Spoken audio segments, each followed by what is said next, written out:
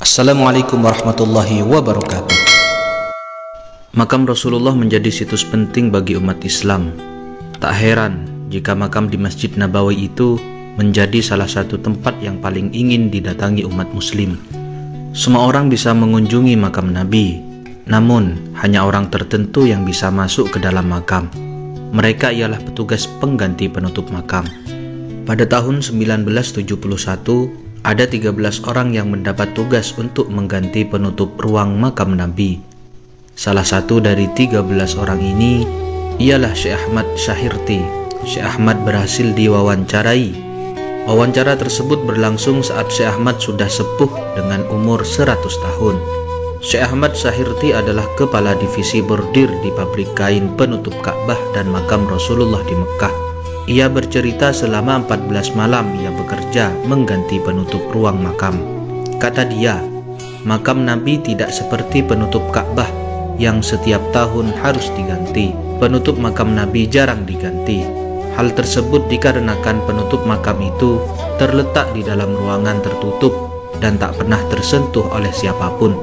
Biasanya penutup makam Nabi diganti setiap 100 tahun sekali. Terakhir kali diganti pada tahun 1971, tepatnya saat Syekh Ahmad ditugaskan mengganti penutup tersebut. Ketika ditanya tentang ruang makam Nabi, ia menjawab dengan suara bergetar, "Bagaimana aku bisa mengungkapkan perasaanku pada saat aku memasuki ruang makam Nabi? Aku tidak mampu, karena itu sudah di luar batas kemampuanku berbicara. Dan aku tidak pernah berpikir bahwa suatu hari aku akan ditanyakan tentang pengalaman ini. Kami adalah orang pertama yang masuk bersama Sayyidil Habib As'ad Sera dan salah satu tokoh Al-Madinah Munawwarah dan juga yang lainnya. Kami berjumlah 13 orang. Aku tidak ingat sebagian besar dari mereka karena saat ini mereka telah meninggal dunia. Kami didampingi kepala suku Agas, pemegang dan penjaga makam Nabi turun-temurun." Syekh Ahmad bercerita ketika ia memasuki ruangan makam, tercium bau harum yang aromanya tidak pernah tercium sebelumnya. Aroma keharumannya sangat luar biasa. "Lihatlah lensa kacamata ini," sambil ia menunjuk ketebalan kacamatanya. "Dan lihatlah berapa banyak rambut putih. Itu semua menunjukkan berapa tahun kehidupan yang kubawa. Usiaku meski tidak menghitung, tapi aku pernah mendengar mereka mengatakan bahwa aku lahir pada tahun 1917 Masehi. Dan seumur hidupku, aku tidak pernah memiliki kegemaran selain kecintaan pada aroma indah atau parfum. Aku telah menghabiskan jangka waktu yang panjang di tahun-tahun yang tertinggal, berusaha untuk memuaskan nafsu, mencium segala keharuman yang ada. Aku belajar banyak, dan aku dapat memberitahu Anda dengan keyakinan bahwa aku memiliki keahlian khusus bagaimana mencampur minyak wangi dan menghasilkan wewangian terbaik, dan bahwa hampir tidak ada orang lain yang bisa membuat wewangian seperti racikanku. Dan aku katakan ini karena aku menemukan ketidakmampuan untuk menjelaskan apa yang terjadi pada malam yang diberkati itu. Ketika pintu dibuka untuk kami dan kami memasuki ruang pemakaman baginda Nabi, aku menghirup keharuman dan aroma yang tidak pernah ku ketahui atau mencium sebelumnya maupun sesudahnya, dan tidak pernah dikenal seumur hidupku.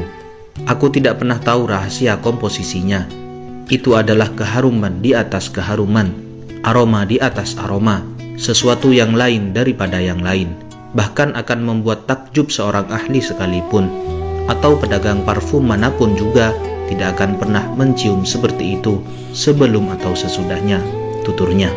Syekh Ahmad melanjutkan, "Ketika pintu makam dibuka, ia sangat takjub.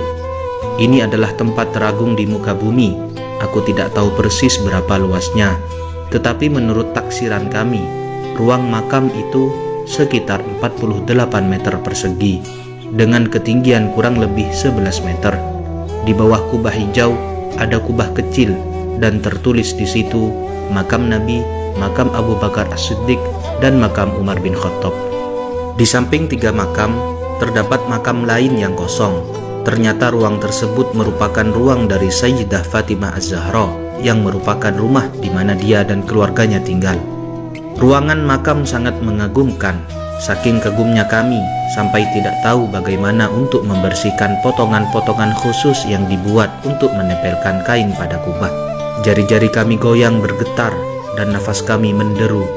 Kami tinggal selama 14 malam penuh, bekerja dari setelah sholat Isya sampai azan pertama waktu fajar untuk menyelesaikan tugas ini.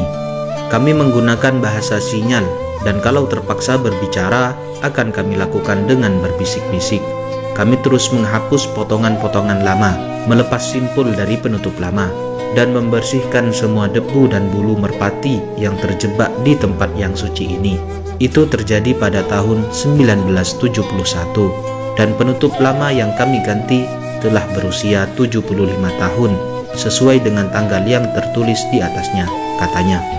Ruang makam menurutnya sebagian besar tertutup kain tenun yang terbuat dari sutra murni, berwarna hijau lembut dengan kain katun yang kuat dan dimahkotai sabuk yang mirip dengan penutup Ka'bah, tetapi di sini berwarna merah. Seperempat bagian dari kain dibordir dengan tulisan ayat Al-Quran yang mulia dari surah Al-Fat, terbuat dari garis kapas dan benang emas dan perak. Hal lain yang membuat Syekh Ahmad takjub ialah penglihatannya yang rabun, karena termakan usia itu bisa memasukkan benang ke dalam lubang jarum tanpa mengenakan kacamata, padahal tempatnya sangat redup. Di situ aku sanggup menempatkan benang ke lubang jarum tanpa kacamataku, meskipun cahaya sangat redup di tempat di mana kami bekerja. Bagaimana Anda bisa secara ilmiah menjelaskan ini? Dan bagaimana Anda bisa menjelaskan fakta bahwa aku tidak merasa alergi? Aku adalah penderita alergi akut. Aku akan batuk parah jika sedikit terkena debu. Tapi pada waktu itu, aku sama sekali tidak terpengaruh oleh debu ruangan atau pasir yang terbang di udara. Seakan pasir tidak lagi pasir, dan seolah debu menjadi obat untuk penyakitku. Aku merasa bersemangat dan muda seperti ketika usiaku belasan tahun. Padahal waktu itu usiaku sudah lebih dari setengah abad, tutupnya.